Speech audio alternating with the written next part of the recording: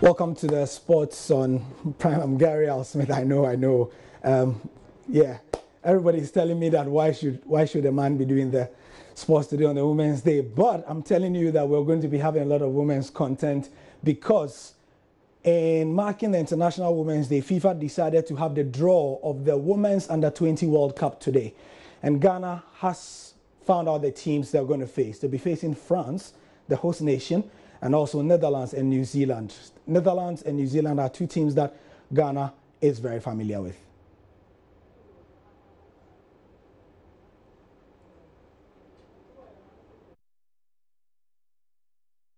Right, so this is the draw in Group B. We also have Korea, DPR, England, Mexico, and Brazil. And in Group C, we have the USA, Japan, Paraguay, Spain.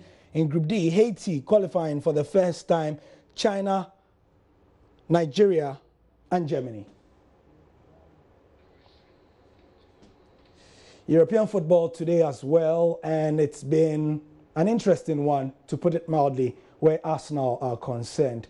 After having an absolutely stinking patch in terms of their form, they were widely expected to be beaten by AC Milan. And then Arsene Wenger and his side decided to turn up the style. They won by 2-0 in Milan as well. Milan have been in good form if you've been following their progress, and it's been a surprising result. Atleti won by 3-0 against Lokomotiv as well, and Dortmund were beaten by 2-1, and that's by Salzburg. And then other games still ongoing. Marseille leading against Bilbao, RB Leipzig 0-0 with Zenit, and Sporting 0-0 with Victoria Pilsen as well.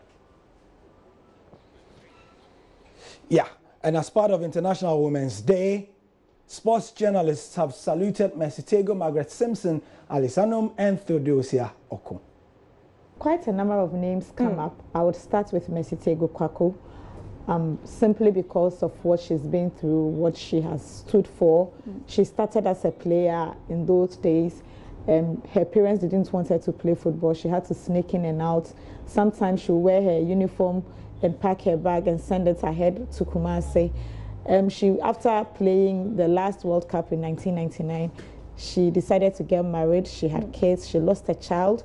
She didn't give up, but I think she found strength in that loss. With the support of her husband, she decided to become a referee. She became a very successful referee, handled the World Cup final as a fourth referee.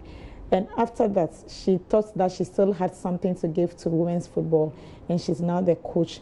At her very first attempt, she has won the WAFU Women's Cup. So I think that we need to celebrate her. Beyond that, I would also want to celebrate Margaret Simpson Semenya. Not many people remember her, but she was one woman who has held athletics together when at a point we didn't have a lot of female athletes to celebrate. The heptathlete queen, I call her. She went and won bronze at the 2006 World Championship in Helsinki. I remember her for one thing, because of the way she looked, because of the training. Her physique, people used to call her man woman, and people used to laugh at her. But proudly today, she's not just a successful athlete, but she's also a mother of 3, and I choose to celebrate her. Beyond that, I would want to celebrate another woman I didn't meet during her prime, but I met when she had retired from athletics, Alice Annum. She's based in the US, but if anybody knows about the flying queen in the 1970s and the early 1980s, that was the woman who held Ghana athletics high when it came to international competitions. I celebrate all of them, and posthumously, Madame Theodosia Okun. She's one of the reasons why I am still here. My very first encounter with her was in 1996, when I had just started off. And she told me, if you are humble, if you are ready to learn, if you stay the course, if you do not allow yourself to be pushed over and bullied, you can make it. It is a dominant men's world, but you can prove your worth. And I think that as the years rolled by, she always encouraged me. She always called me. She was one of the first people who would call me to critique my story if I did a good one, or critically correct me if I did a bad story. And I have gotten to this point. So I salute all of them, and all my young girls, all the young girls who are striving to make it in sports.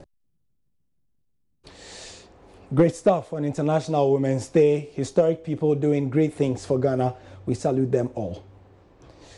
The World Cup countdown is on. Depending on who you believe, it's 98 days. But per our count here, it's 97 days until Russia 2018. Today, we look at Iceland.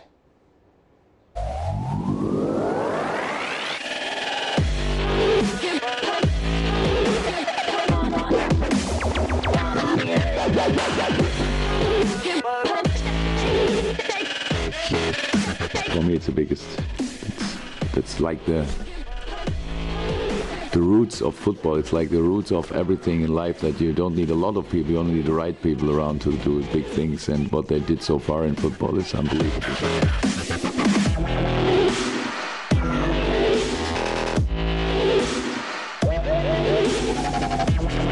If Germany cannot win, if England cannot win, then from my point of view, Iceland can be world champion. That would be, by the way, the biggest sensation ever in the sports.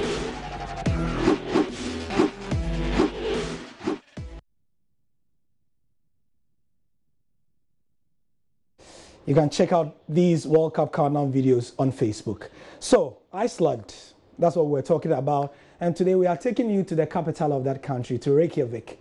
John Rogers is joining us to talk about how his country is preparing for what is an amazing World Cup debut for them. Hello, John. Hello, John. Can you hear me? Okay. John, can you hear me? Yes, I can. Yes, great. So, we've just seen a profile of your country, and Jürgen Klopp says that he believes, apart from Germany, where he comes from, England as well, Iceland can win the World Cup. Do you think so, and do people in your country think so? I think that Jürgen is actually a true Iceland supporter, and he has to say Germany, of course, because he's German. He's saying England because he manages in England, but in his heart, he's Iceland. Wow. I understand he came for holidays there and he really loves the country, but I mean, seriously, from a purely football point of view, how good are the Icelandic team that got qualification in Group I? Well, it's the Iceland's first ever time in the World Cup, obviously. Iceland haven't historically been incredibly successful in international competition, but this has been called a golden generation by Eiður Smári Guðjónsson, the Icelandic player who played for Chelsea, ended up playing in a Euros final and on a winning team. And Iceland has been investing heavily in football, in the sport, in training facilities, in retaining knowledge of older players and veteran players, and passing that on to the young generation. So they've been doing everything right for quite a long time. So it's no surprise, right, that Iceland is getting this success, especially from the 2010 World Cup going. Yeah, I mean, as for their chances of winning,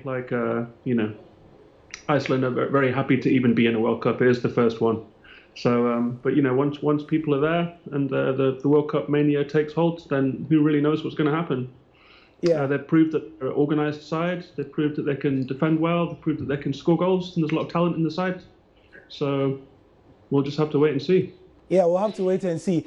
One of my colleagues, my friends, is a Ghanaian national team player.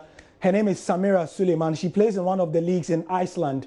And she was telling me that during the Euros, the country was almost empty because it seemed like everybody had gone to France for the tournament. Is this going to be the same during the World Cup in June?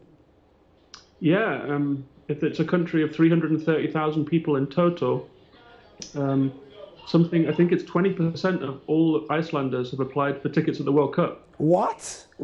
So if they get them, then 1/5 of the country is heading off to Russia, and we'll probably notice the difference. You know what I love about these stats you are giving, that 20% of Icelandic people will go for the World Cup. So I'm asking, I mean, you have dentists, you have carpenters, you have masons, you have electricians. Everybody is going to the World Cup. So who is going to take care of the country? We'll just have to manage. Are you going to the World Cup yourself? I don't have any plans to go there now, but I work as a a journalist here in Iceland, and I cover football a lot. So who knows? I could get lucky. Right. Thank you very much. But finally, though, a lot of people ask me, I mean, as a journalist, as a sports journalist, what is football like in Iceland? Because it must be cold there all the time. It must be snowing. Give us a brief profile. How many months do you play active football in your country? It's a very short season. I think they last May through August, and it's a small league.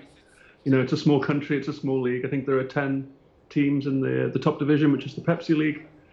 And in the past, people weren't able to train in the winter, so it was a very short season for training.